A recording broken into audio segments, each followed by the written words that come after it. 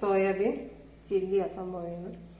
പനിയായത് കാരണം ഒരുപാട് ദിവസമായി മര്യാദയ്ക്ക് ഭക്ഷണം വേണ്ട, വിശപ്പുണ്ടെങ്കിലും ഭക്ഷണം കഴിക്കാൻ പറ്റാത്തൊരവസ്ഥയായിപ്പോയി. ഇപ്പോൾ എല്ലാവരും ഒന്ന് ശരിയായി വരുന്നില്ല. ചിക്കൻ തീർന്നു പോയി, അതുകൊണ്ട് സോയാബീൻ ചില്ലി. ഇത് സോയാബീൻ ചില്ലി ആക്കാനുള്ള soyabean, cornflour, tomato sauce, soya sauce, chilli paste, green chilli പേസ്റ്റാണ്.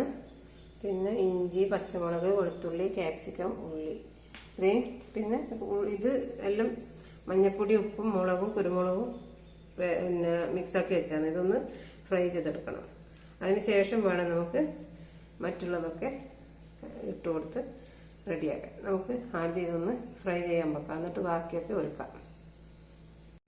Pan വെച്ചിട്ട് ഒന്ന് ഓണാക്കി അതിലേക്ക് കുറച്ച് എണ്ണ ഒഴിച്ചു കൊടുക്കാം. കുറച്ച് മതിയാവും. എണ്ണ ഒന്ന് ചൂടാകുമ്പോൾ നമുക്ക് അതിലേക്ക് സോയാബീൻ ഇട്ട് കൊടുക്കാം.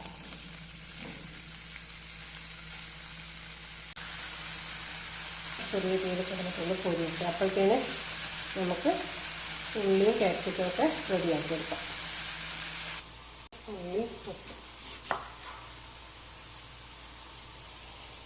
ഉള്ളി ചിക്കന് മുറിക്കുന്ന പോലെയല്ല മുറിക്കേണ്ടത്.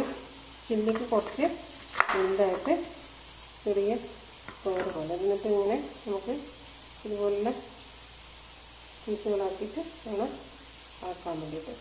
ഇതൊന്ന് റെഡി.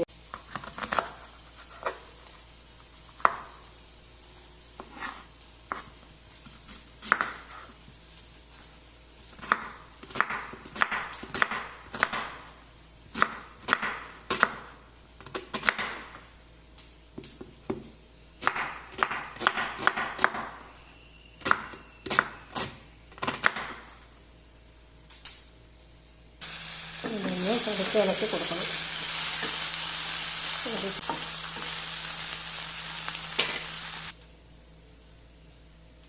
നമ്മളിങ്ങനെ ഒരു ഇതായിട്ട് അടത്തി കൊടുത്താൽ പെട്ടെന്ന് കറി റെഡിയാക്കാൻ പറ്റും.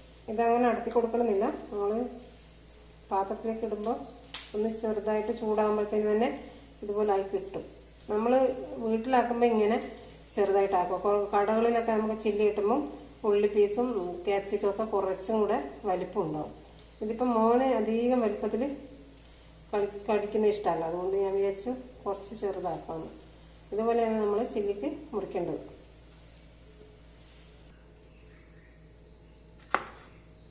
നമ്മളിവിടെ ചെറിയൊരു മുളക് മാത്രമേ എടുത്തിട്ടുള്ളൂ, കാരണം കുഞ്ഞിന് അധികം എരിവ് പറ്റില്ല. പനിയായിട്ട് വായിലൊക്കെ തോല് പോയ പോലെയാണ്. ഉള്ളി കഴിച്ചിട്ട് ഇവിടെ കുഞ്ഞ് പച്ചമുളക് എടുത്തുള്ളൂ.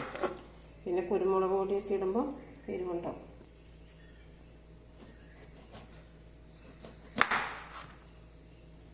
ക്യാപ്സിക്കം കഴുകിയിട്ട് ഇതിൻ്റെ ഉള്ളിലത്തെ ഈ അരി ഒന്ന് കളയണം, മാറ്റിക്കളയണം. എന്നിട്ട് വേണം ചെറുതായിട്ട് മുറിക്കാൻ. ക്യാപ്സിക്കത്തിൻ്റെ അരിയൊക്കെ കളഞ്ഞ് നമ്മൾ കഴുകിയെടുത്തിട്ടുണ്ട്. ഇത് ഉള്ളി മുറിച്ച പോലെ തന്നെ മുറിക്കേണ്ടത്, തീരെ ചെറുതാക്കണ്ട. എന്നാലും ഒരുപാട് വലിപ്പം വേണമെന്നവർക്ക് അത് അവരവരുടെ ഇഷ്ടം പോലെയാണ്. പക്ഷേ സാധാരണ നമ്മൾ കടകളിൽ ചില്ലി മേടിക്കുമ്പോൾ ക്യാപ്സിക്കത്തിൻ്റെ പീസൊക്കെ വലിയ കഷ്ണങ്ങളായിട്ട് കിട്ടും. വീടുകളിലൊക്കെ ആക്കുമ്പോൾ നമുക്ക് കുഞ്ഞുങ്ങൾ ആസ്വദിച്ച് കഴിക്കുമ്പോൾ അവർക്ക് ഇത്രയും വലിയ കഷ്ണമൊന്നും താല്പര്യം ഉണ്ടാവില്ല. അതുകൊണ്ട് ഞാൻ കുറച്ച്, എല്ലാ കുട്ടികളുടെയും കാര്യമല്ല, ഓരോ കുട്ടികൾക്കും ഓരോ ടേസ്റ്റല്ലേ, വിചാരിച്ച് കുറച്ച് ചെറുതാക്കിയിട്ട് തന്നെ മുറിക്കാം. ഇതുപോലെയാണ് ഞാൻ ക്യാപ്സിക്കം മുറിക്കുന്നത്. ഇത്രയും വലിപ്പമാക്കുന്നുള്ളൂ ക്യാപ്സിക്കത്തിന്. ഇത് ക്യാപ്സിക്കം ഇങ്ങനെയാണ് മുറിച്ച് വെച്ചിരിക്കുന്നത്. ഉള്ളി ക്യാപ്സിക്കം ഒക്കെ ആയി നമുക്കിനി ഇത് തയ്യാറാക്കാം. ഗ്യാസ് കത്തിച്ചു. ഇനി പാത്രം ചൂടാകുമ്പോൾ നമുക്ക് ശേഷം എണ്ണ ഒഴിച്ചു കൊടുക്കാം. കുറച്ച് എണ്ണ മതി. എണ്ണ ചൂടാകുമ്പോൾ നമുക്കതിലേക്ക് ആദ്യം തന്നെ നമ്മൾ വെളുത്തുള്ളി ഇട്ട് കൊടുക്കുന്നത്.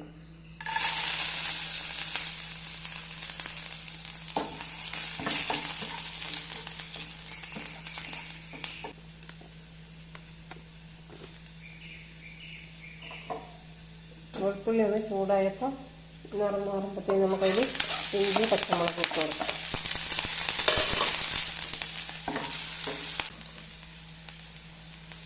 ഉള്ളി ഇട്ട് കൊടുക്കാം. ഉള്ളി ഇട്ട് കഴിഞ്ഞിട്ട് കുറച്ച് ഉപ്പിട്ട് കൊടുക്കാം. ഒരു തുള്ളി മഞ്ഞൾപ്പൊടി ഇട്ട് കൊടുക്കാം. എല്ലാവരും മഞ്ഞൾപ്പൊടി ഇടണമെന്ന് അറിയില്ല, പക്ഷേ എനിക്ക് മഞ്ഞൾപ്പൊടി ഏത് പറഞ്ഞാലും കുറച്ച് ഇടുന്നത് ഇഷ്ടമാണ്. ഒന്ന് ഇളക്കി കൊടുക്കാം. ഇങ്ങോട്ടൊന്ന് ചെറുതായിട്ട് വെന്ത് വരട്ടെ. അതിലേക്ക് എന്നിട്ട് നമുക്ക് ക്യാപ്സിക്കം ഇട്ട് കൊടുക്കണം. ഉള്ളിയുടെ പച്ചപ്പൊക്കെ ഒന്ന് മാറി ഒന്ന് വാടുമ്പോൾ അതിലേക്ക് നമുക്ക് ക്യാപ്സിക്കം ഇട്ട് കൊടുക്കാം. ക്യാപ്സിക്കം ഇട്ടതിന് ശേഷം ഒന്ന് നമുക്കത് ഇളക്കി കൊടുക്കാം. ഈ ക്യാപ്സിക്കവും ഉള്ളിയൊന്നും അധികം വെന്ത് ഉടയണ്ട, പകുതി വേഗമായാൽ മതി. ഉള്ളിയൊന്നും അധികം വെന്ത് ഉടയേണ്ട ആവശ്യമില്ല. ബാക്കിയുള്ള സാധനങ്ങളൊക്കെ ഇട്ട് കൊടുക്കാം. ക്യാപ്സിക്കം ഒന്ന് പച്ചപ്പ് മാറിയാൽ പച്ചമുളകിൻ്റെ പേസ്റ്റ് ഒഴിച്ച് കൊടുക്കാം.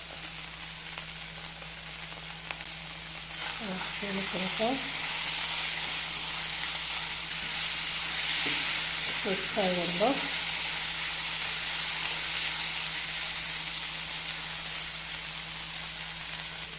കുറച്ച് ടൊമാറ്റോ സോസും കൂടെ ഒഴിച്ച് കൊടുക്കാം. ശേഷം ഒന്ന് നന്നായിട്ട് യോജിച്ച് കൊടുക്കണം. നന്നായിട്ടൊന്ന് മിക്സാക്കി കൊടുത്തതിന് ശേഷം നമുക്ക് അതിലേക്ക് വറുത്ത് വെച്ചിരിക്കുന്ന സോയാബീനും കൂടെ ഇട്ട് കൊടുക്കാം.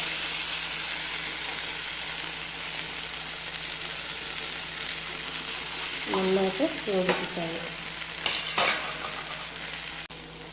സോയാബീൻ എല്ലാം കൂടെ നന്നായിട്ട് മിക്സാക്കിയതിന് ശേഷം നമുക്ക് കലക്കി വെച്ചിരിക്കുന്ന കോൺഫ്ലവറും കൂടെ ഒഴിച്ച് കൊടുക്കാം.